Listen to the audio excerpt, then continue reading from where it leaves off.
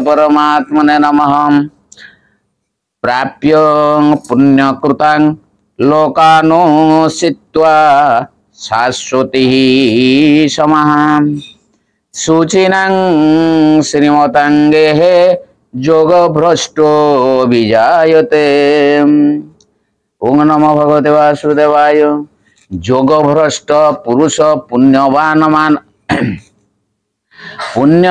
मानकर लोक अर्थात स्वर्गादि उत्तम लोक प्राप्त होई बहु वर्ष जाए सेठारे निवास करी शुद्ध आचरण विशिष्ट श्रीमंत पुरुष मानक गृह रे जन्म नियंती।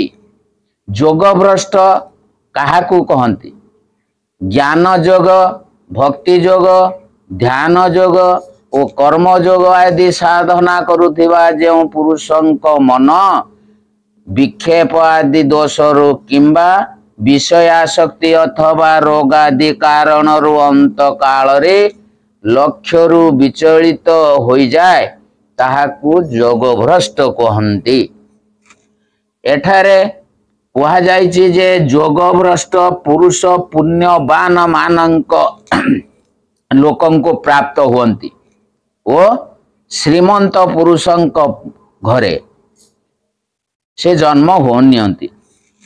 एथिरु यह स्पष्ट होई गला जे से नरक आदि लोकरे पड़ंती नाही कि नीच जोनि मानंकरे जन्म होंती नाही, बरं पुण्यवंत मानंकर स्वर्गादि लोकरे तथा धनी मानंक घरे जेउठी भोगर आधिक्य थाए सेटारे जन्म हुअंती। यहा फलरे से भोगरे आसक्त होई भोग प्राप्ति पाई आगे जाई पाप कर्म रे प्रवृत्त हेबा तो संभव ओ जदि एपरि हुए तेबे यही दुई गति परिमाण रे तांको पतनर ही कारण हुए।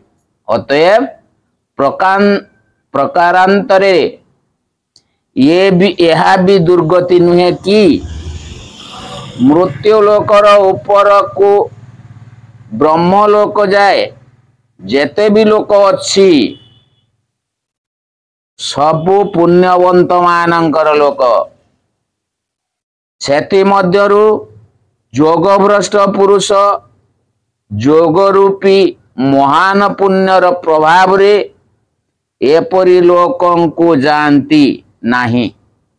जेउटी भोगरे लिप्त होई दुर्गति प्राप्ति हेबो ओ एपरि अपवित्र धनीक घरे जन्म नियंती नाही जे कि तांको दुर्गतिर कारण हेबे। तेणु श्रीमताम सहित सूचिनाम विशेषण लगाई से पवित्र शुद्ध श्रेष्ठ गुण संपन्न और विशुद्ध आचरण युक्त धनीक घरे जन्म होंती बोली कहा जाइछि। एणु यह प्रकारांतरे की दुर्गति नुहे। पुण्यवान मानंकर लोकरे सेमाने बहु वर्ष रहिबार कारण कौन? भोगरे आसक्ति ही से लोक मानंकर बहु वर्ष रहिबार कारण। कर्म ओ तार फल रे समत्व ओ आसक्ति रहिबा ही कर्म फलर हेतु हुए। एणु जेउ साधकंकर अंतकरण रे जेतिकी आसक्ति छपी रही थाए सेतिकी समय जाए ताहांकु निज शुभ कर्मर फल भोगिबाकु सेठारे रहिबाकु पड़े।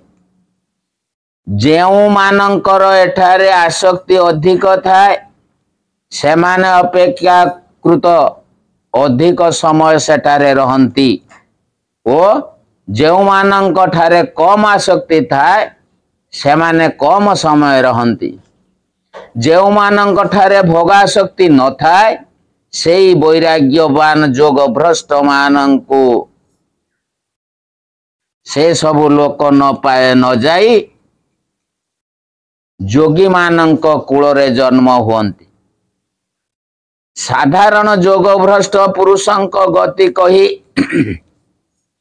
ଭଗବାନ ବର୍ତ୍ତମାନ ଆସକ୍ତି ରହିତ ଉଚ୍ଚ ଶ୍ରେଣୀର ଯୋଗ ଭ୍ରଷ୍ଟ ପୁରୁଷଙ୍କ ବିଶେଷ ଗତି ବର୍ଣ୍ଣନା କରିଛନ୍ତି। ଓಂ ନମୋ ଭଗବତେ ବାସୁଦେବାୟ ଓଂ ପରମାତ୍ମନେ ନମଃ।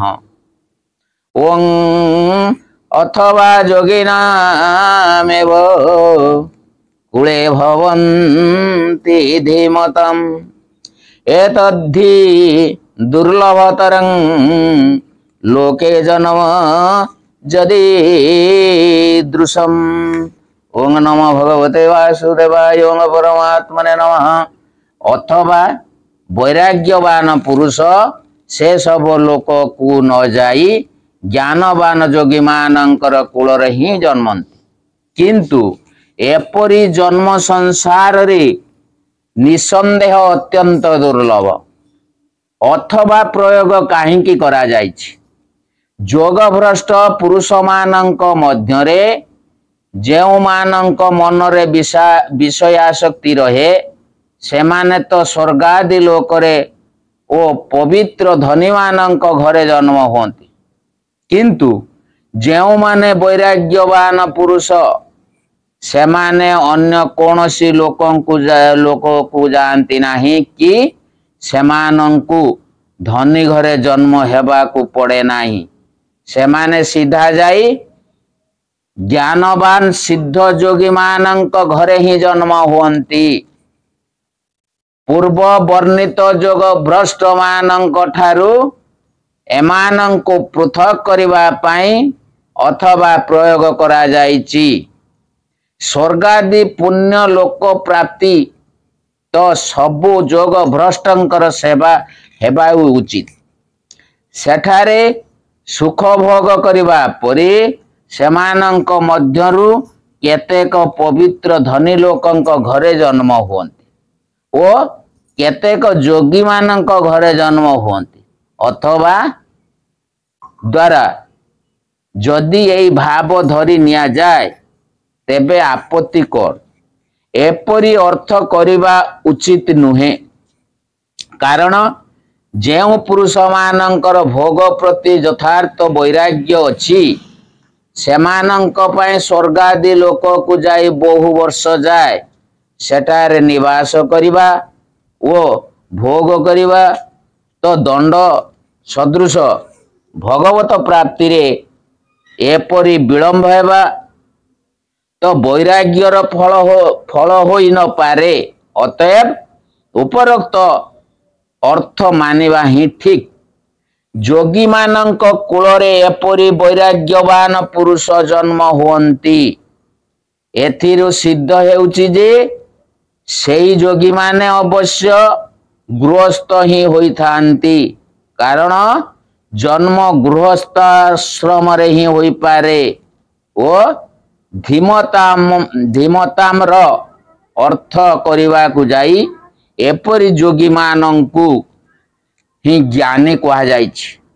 ତାହେଲେ କଣ ଗୃହସ୍ଥ ମଧ୍ୟ ଜ୍ଞାନୀ ହୋଇପାରନ୍ତି? ଭଗବତ ତତ୍ଵର ଯଥାର୍ଥ ଜ୍ଞାନ ସବୁ ଆଶ୍ରମରେ ହୋଇପାରେ। ଗୀତାରେ ଏହି କଥା ଭଲ ଭାବେ ପ୍ରମାଣିତ ହୋଇଛି। ଅନ୍ୟାନ୍ୟ ଶାସ୍ତ୍ରରେ ମଧ୍ୟ ଏହାର ଅନେକ ଉଦାହରଣ ମିଳିପାରେ। ମହର୍ଷି ବଶିଷ୍ଠ, ଯାଜ୍ଞବଲ୍କ୍ୟ, ବ୍ୟାସ, ଜନକ, ଅଶ୍ୱପତି ଓ ରୈକ୍ୟ ଆଦି ମହାପୁରୁଷ ମାନେ ଗୃହସ୍ଥାଶ୍ରମରେ ରହି ଜ୍ଞାନ ପ୍ରାପ୍ତି କରିଥିଲେ। ଯୋଗୀ ନାମ ପଦରେ ଆସିଥିବା ଯୋଗୀ ଶବ୍ଦର ଅର୍ଥ ଜ୍ଞାନବାନ ଯୋଗୀ ବୋଲି ନ ଧରି ସାଧକ ଯୋଗୀ ବୋଲି ଧରାଗଲେ ଆପତ୍ତି କଣ? ଏପରି ଧରିବା ଦ୍ୱାରା ଧୀମତାମ ଶବ୍ଦ ବ୍ୟର୍ଥ ହୋଇଯିବ। ଏହା ଛଡ଼ା ଭଗବାନ ଦୁର୍ଲଭତରମ୍ ପଦ ଦ୍ୱାରା ମଧ୍ୟ ଏହା ସୂଚାଇଛନ୍ତି ଯେ ଏପରି ଜନ୍ମ ପବିତ୍ର ଓ श्रीमंत मानक घरे जन्म अपेक्षा मध्य अत्यंत दुर्लभ। अतएव एठारे धीमताम विशेषण युक्त योगी नाम पदरे आसीथिबा योगी शब्दर अर्थ ज्ञानवान सिद्ध योगी बोली धरिबा ही ठीक। योगी मानक कूलरे मिलुथिबा जन्म को अत्यंत दुर्लभ बोली काहींकी कहिले? योगी मानक कूलरे जन्म हेले परमार्थ साधना रो जेते सुविधा मिली पारे सेतिकी सुविधा स्वर्ग रे श्रीमंत मानक घरे अथवा अन्यत्र केउटी मिली पारे नाही। योगी मानक कूलरे जन्म हेले तदनुकूल वातावरण रो प्रभाव रे मनुष्य प्रारंभिक जीवन रे ही योग साधन रे लागी जाई पारे। आउरी मध्य ज्ञानी कूल रे जन्म हेउथिबा पुरुष अज्ञानी है रहे नाही। यही सिद्धांत श्रुति मानक द्वारा मध्य प्रमाणित होइछि। जदि महात्मा पुरुष मानकर महिमा ओ प्रभाव दृष्टि देखा जाए तेबे महात्मा मानकर कूलरे जन्म हेबार वैराग्य कौन बा कहिबा?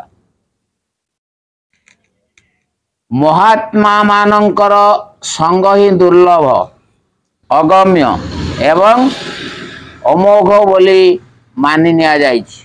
तेणु एपरी जन्म को अत्यंत दुर्लभ कहिबा उचित होइछि। योगी कूलरे जन्म हेउथिबा योगभ्रष्ट पुरुषंकर सेई जन्म रे जेपरी परिस्थिति होई जाए वर्तमान ताहा कहउछंती